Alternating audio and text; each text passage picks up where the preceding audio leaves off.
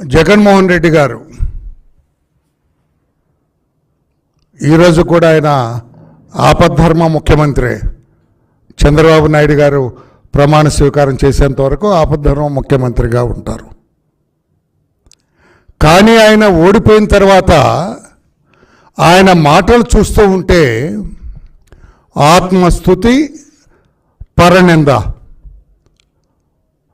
ఆత్మస్తుతి, ఆయన ఏదో గొప్పగా పనిచేసినట్టు చెప్పుకోవటం, తన ఓటమికి ఇతరులు కారణమని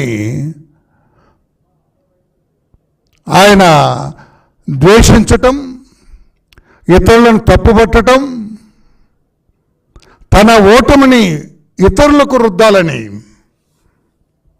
తన ఓటమికి కారణం తాను కాదు వాళ్ళు అని వేరే వాళ్ళని చెప్పాలని చూసి ఆయన ప్రయత్నం చేయటం చాలా తప్పు అని చెప్పి నేను తెలియజేస్తున్నాను. జగన్మోహన్ రెడ్డి గారు, ఇంకా మీకు జ్ఞానోదయం కలగలేదు. మీ ఆత్మస్తుతి, పరనింద చూస్తూ ఉంటే ఈ ఓటమి కూడా తెలుగుదేశం పార్టీ కూటమికి ఇచ్చిన ఈ ల్యాండ్ స్లైడ్ విక్టరీ కూడా మీకు మీ వాస్తవ స్థితికి మిమ్మల్ని తీసుకురాలేదు. ఇంకా ఊహాలోకాల్లోనే మీరు విహరిస్తూ ఉన్నారు జగన్మోహన్ రెడ్డి గారు. ఆయన అంటారండి, పత్రికా సోదరులారా, నేను బటన్ నొక్కాను, అవ్వ అత్తలు నాకు ఓటేయలేదండి. నేను బటన్ నొక్కితే ఓటేయాలా? నువ్వు చేసిన నేరాలు ఘోరాలు ఏమవుతాయి? వాళ్ళకి అర్థమవుతా? ఎవరికైతే మీరు బటన్ నొక్కారో ఆ బటన్ నొక్కిన అవ్వాతాతల ఇంటిలో వాళ్ళ బిడ్డలు ఉండరా? వారికి వాళ్ళ బిడ్డలు ఉండరా? వాళ్ళందరూ ఆలోచించరా? బటన్ నొక్కటమే లక్ష్యంగా పెట్టుకున్న మీరు ఏ రకంగా మీరు చేసిన నేరాలు ఘోరాలు అందరి దృష్టిలో ఉండటం, వాళ్ళందరూ కూడా ఏకగ్రీవంగా మాకొద్దు ఈ జగన్ పరిపాలన మాకొద్దు అని ఒక నిర్ణయం తీసుకోవటం వల్ల మీకు ఈ రోజున ఇటువంటి చాలా అవమానకరమైన ఓటమి మీకు దక్కిందని చెప్పి కూడా నేను తెలియచేస్తున్నా. ఎన్నికల్లో ఇంత ఘోర పరాజయం పాలైనా కూడా మీరు మీ తప్పుల మీద ఆత్మవిమర్శ చేసుకోకుండా ఇతరులు దానికి కారణం అని చెప్పాలనుకోవటం, అది మీరు ఏమంటారు దాన్ని, మీకు మీరే ఒక ఆత్మ మీ దీన్ని మీరు నిందించుకుంటున్నారు. ఆ మాట నాకు రావటం లేదు. ఇకనైనా అర్థం చేసుకోండి, మీ ఓటమికి మీరే కారకులు, మీ వ్యవహార శైలి కారణం అని చెప్పి కూడా నేను తెలియజేస్తున్నాను. నేను ఆనాడు మీరు ముఖ్యమంత్రిగా ఉండగా స్థానిక ఎన్నికల వ్యవహారంలో ఏ రకంగా మీరు వ్యవహరించారు? ఆనాడు మాచర్లకు వెళ్ళిన బోండవమ, బుద్ధ, వెంకన్న మీద మీ వాళ్ళు ఐరన్ రాడ్తోటి, ఐరన్ పైపులతోటి దాడి చేసినప్పుడు ఏమైంది? ఆ నేరం, ఆ ఘోరం మీకు అర్థం అవ్వలేదా? మీకు తెలుసో లేదో జగన్మోహన్ రెడ్డి గారు, మాచర్ల నియోజకవర్గంలో ఆత్మకూరు అనే గ్రామంలో దాదాపు 250 ఎస్సీ కుటుంబాలు మీ వైకాపా దాడులకి భయపడి వాళ్ళ ఆ ఊరే ఖాళీ చేసి వెళ్ళిపోయారు. వాళ్ళ గొడ్డు, గోద, ఇల్లు, వాకిలి అన్నీ వదిలి వాళ్ళు వెళ్ళిపోయారు. 5 సంవత్సరాలు ఆ గ్రామం నుంచి బయట ఉన్నారు. తెలుసా మీకు? ఆనాడు ప్రతిపక్ష నేతగా ఉన్న మా అధినేత నారా చంద్రబాబు నాయుడు గారు వీళ్ళందరినీ కూడా తీసుకొని వారి గ్రామంలో దించాలని 2020లో ప్రయత్నం చేస్తే మీరేం చేశారు? ఆయన్ని బయటకు రాకుండా గేటుకు తాళ్ళు కట్టారు. చంద్రబాబు నాయుడు గారిని అడుగు కూడా బయట పెట్టించలేదు. ఆ రోజునే చంద్రబాబు నాయుడు గారు చెప్పారు, మిస్టర్ జగన్మోహన్ రెడ్డి, నా ఇంటి గేటుకు కడుతున్న ఈ తాళ్ళు భవిష్యత్తులో నీ అధికారానికి ఉరితాళ్లుగా మారబోతున్నాయని చెప్పారు. అదే నిన్న జరిగింది. ఆ తాళ్లే చంద్రబాబు నాయుడు గారి ఇంటికి గేటుకు కట్టిన ఆ తాళ్ళు మీ అధికారానికి ఉరితాళ్లుగా మారి 151 సీట్లలో గెలిచిన మిమ్మల్ని 11 సీట్లకి పరిమితం చేసిందని చెప్పి కూడా మీకు నేను తెలియజేస్తున్నాను. ఒక్కసారి ఆలోచన చేసుకోండి అని చెప్పి కూడా మీకు తెలియజేస్తున్నాను. నేను ఆత్మకూరు ఆ మాదిగ కులస్తులు ఇప్పుడు కూడా బయట ఉన్నారు. తీసుకెళ్ళి వాళ్ళందరినీ ఇప్పుడు చంద్రబాబు గారిని అడిగి ఒక రోజున తీసుకెళ్ళి వాళ్ళందరినీ కూడా వాళ్ళ గ్రామంలో రెస్టోర్ చేస్తామని చెప్పి కూడా మేము తెలియచేస్తున్నాం. మీకు ఎందుకు అర్థం కావట్లేదు? నా ఎస్సీలు నా ఎస్టీలు అన్నారు. ఏం చేశారు? 29 ఎస్సీ కాన్స్టిట్యున్సీల్లో మీరు పోటీ చేస్తే 2 గెలిచారు. 27 తెలుగుదేశం పార్టీ కూటమి గెలిచింది.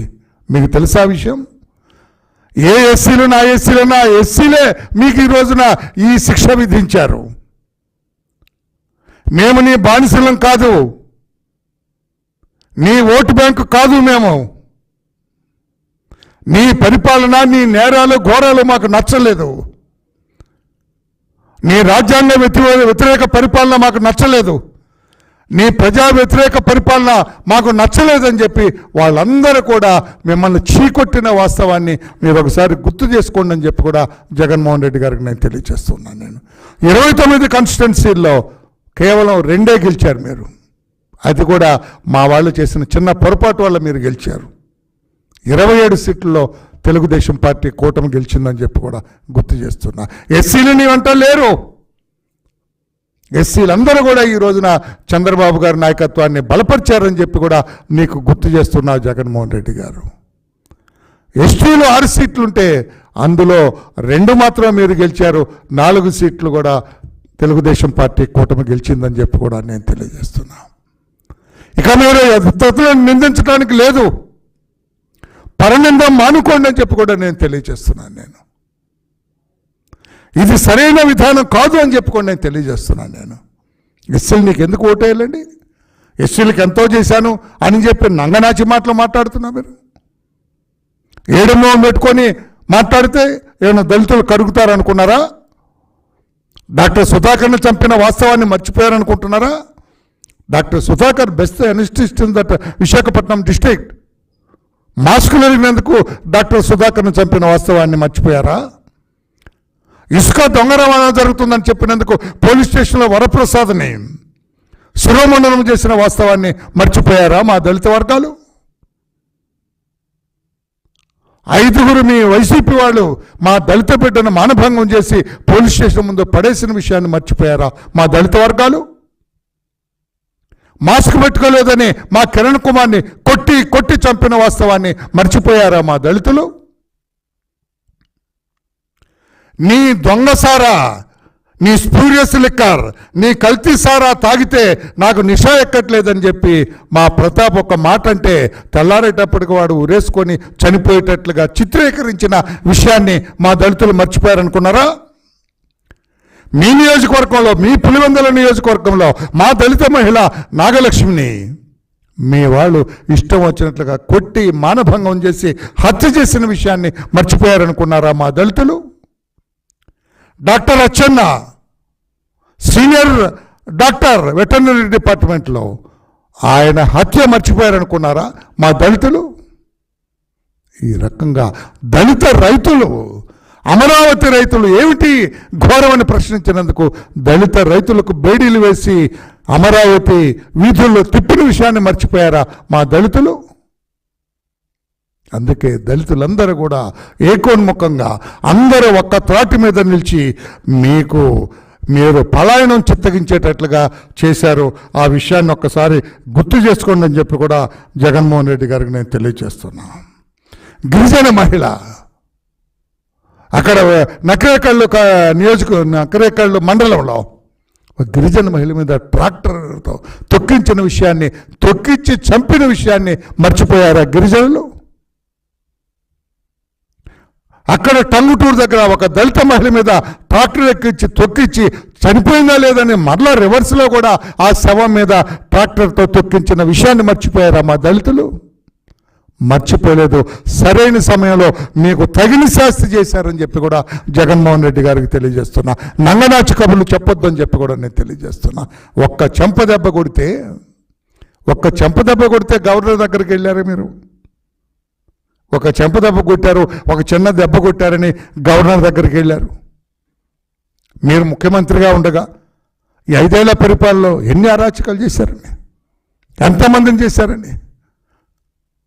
అక్కడ చంద్రయ్య అనేవాడు జై జగన్ అనండి, చంద్రబాబుని జై అంటానికి లేదు అని వాడి పీక మీద కత్తి పెట్టి నువ్వు జై జగన్ అంటే వదిలేస్తావు, లేకపోతే చంపేస్తామంటే జై చంద్రబాబు జై తెలుగుదేశం అన్నాడు, కానీ జై జగన్ అనలేదు చంద్రయ్య. అతని పీక కోసిన విషయాన్ని మర్చిపోతారా? అది ఘోరమా? నిన్న జరిగింది ఘోరమా? గవర్నర్ దగ్గరికి వెళ్ళి కళ్ళబొల్లి కబుర్లు చెబుతున్నారు మీరు. మీకేమి నైతిక విలువ ఉంది గవర్నర్ దగ్గరికి వెళ్ళటానికి? మాచర్ల కాన్స్టిట్యున్సీలో జరిగిన ఈ రావణకాండ మర్చిపోయారా? మాచర్లను ఏ రకంగా రావణ కాష్టంగా మార్చిన విషయాన్ని మర్చిపోయారా? నంగనాచిలాగా ఏం తెలియనట్లు గవర్నర్ దగ్గరికి వెళ్ళి దొంగ కన్నీరు గారుస్తారా? నంగనాచిలాగా ఏ తప్పు చేయనట్టు మీరు అక్కడ చెప్పుకుంటారా? ఇది న్యాయమా? జగన్మోహన్ రెడ్డి గారు ఎన్ని ఘోరాలయ్యా, ఎన్ని ఘోరాలు చేశారు, ఎన్ని జరిగారు. మా బిడ్డల మీద ఎంత చంద్రబాబు గారు వేదికపై నుంచి ప్రచార రథం నుంచి మాట్లాడుతూ ఉంటే ఆయన మీద 307 అటెంప్ట్ మర్డర్ కేసు పెట్టారు. చంద్రబాబు గారు ఆ వెహికల్ మీద ఉన్నారు, కింద వాడిని ఎట్లా మర్డర్ చేస్తారా? బుద్ధి జ్ఞానం ఉండక్కర్లా? అక్కడ పోలీస్ అధికారులు కూడా ఎంత గుడ్డిగా చేశారు. ఆ విషయాన్ని మర్చిపోయారు అనుకుంటున్నారా? ఈరోజు మీరు గవర్నర్ దగ్గరికి వెళ్ళి అరాచకం చేస్తుంది తెలుగుదేశం అన్నారు. తెలుగుదేశం అరాచకం చేయాలనుకుంటే మీ వాళ్ళు ఎవ్వరు కూడా మిగలరని చెప్పి ఒకసారి గుర్తు తీసుకోండి. అది మా పంథా కాదు, దాడులు చేయటం మా పంథా కాదు, తెలుగుదేశం పార్టీ లక్ష్యం కాదు. మా అధినేత ఒప్పుకోడు. మా అధినేత ఒక్క కనుసైగ చేస్తే మీ పరిస్థితి ఏమవుతుందో తెలుసా? కౌంటింగ్లో సెకండ్ రౌండ్కి థర్డ్ రౌండ్కే మీ వాళ్ళు కౌంటింగ్ సెంటర్లో వదిలి పారిపోయింది ఒకసారి గుర్తు చేసుకోండి. జగన్మోహన్ రెడ్డి గారు ఆడు ఎన్ని తప్పులు చేయకపోతే, ఎన్ని నేరాలు చేయకపోతే మూడో రౌండ్కి ఎట్లా పారిపోతాడండి? అంటే వాడికి అర్థమైంది వాడి బతుకు, అతని బతుకు అర్థమయ్యే కౌంటింగ్ సెంటర్ నుంచి మూడో రౌండ్కే పారిపోయారు, లేచి వెళ్ళిపోయారు. అతను ఉంటాడు కదండి ఈ క్యాజువల్ ఆడిచ్చిన అతని పేరేంటి, బొట్కాలాగా ఉంటాడు, గడ్డం కానీ రోడ్ సైడ్ రోమియోలా బికారిలాగా ఉంటాడు, అతని పేరేంటి? గుడివాడ అతను కొడాలి నాని. మూడో రౌండ్కి లేచి వెళ్ళిపోయాడు, గడ్డం మెచ్చుకొని రోడ్ సైడ్ బికారిలాగా ఉంటాడు అతను. ఎందుకు? తెలుసు అతనికి ఏం జరిగిందని. ఇంకోటి మధ్యలోనే విమానం ఎక్కి వెళ్ళిపోయాడు. విమానం వెళ్తున్నానని చెప్పి బస్సు ఎక్కి వెళ్ళిపోయాడంట, ఆర్టీసీ బస్సు ఎక్కి. ఎందుకు ఈ దొంగ బ్రతుకులు? మీరు తప్పులు చేశారు కనుక, మీరు నేరాలు చేశారు కనుక, మీరు ఘోరాలు చేశారు కనుక ఇటువంటి దుస్థితి మీకు సంభవించింది. అంతేగాని మీరు గవర్నర్ గారి దగ్గరికి వెళ్తే మీరు రైట్ అనుకుంటారా జనం? మీరు కరెక్ట్ అనుకుంటారా జనం? గవర్నర్ గారు నమ్మేస్తారా? ఏదో 100 కోట్లు తిన్న రాబందులాగా ఈరోజు ఏదో మూతి తుడుచుకొని అక్కడికి వెళ్తే మిమ్మల్ని నమ్ముతాడా? మీ మూతుకున్న రక్తాన్ని తుడుచుకొని వెళ్తే? అరే మీ దుంపల దాకా ఎంత ఏం పరిపాలన మీరు చేసింది? ఇసుక,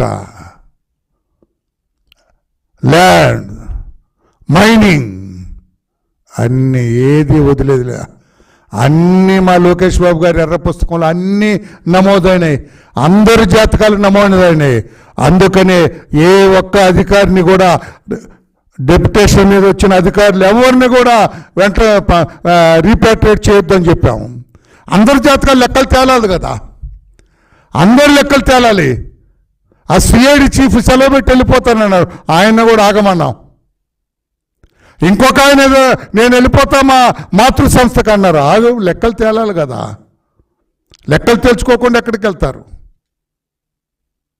ఆ రోజున చంద్రబాబు నాయుడు గారు ఆయన వెహికల్లో ఉంటే, ఆయన పడుకొని లోపల నిద్రపోతూ ఉంటే మీ కొల్లి రఘురామరెడ్డి తలుపు కొట్టి, ఎంత అది ఎన్ఎస్జీ రూల్స్ కూడా వ్యతిరేకం. అది ఎన్ఎస్జీ ప్రొటెక్టివ్ ఆ రకంగా డిస్టర్బ్ చేయడానికి లేదు.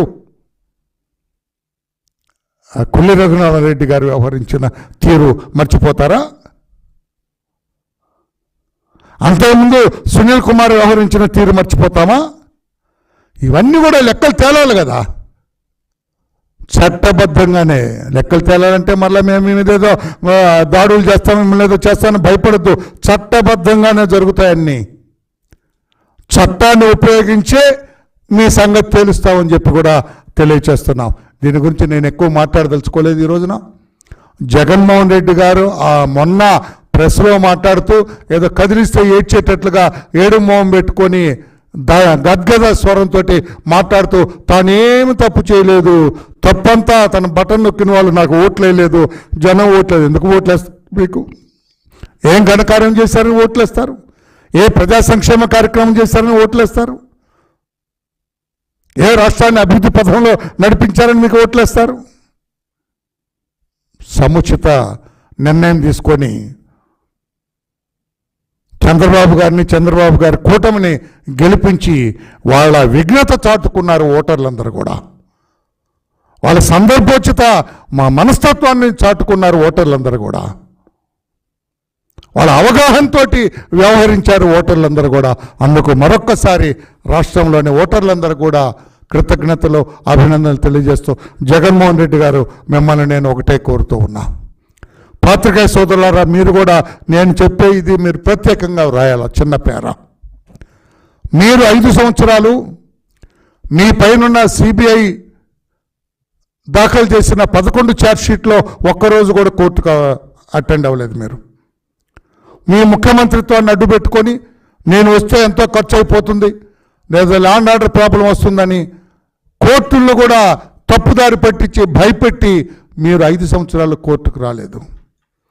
Now you are a free man.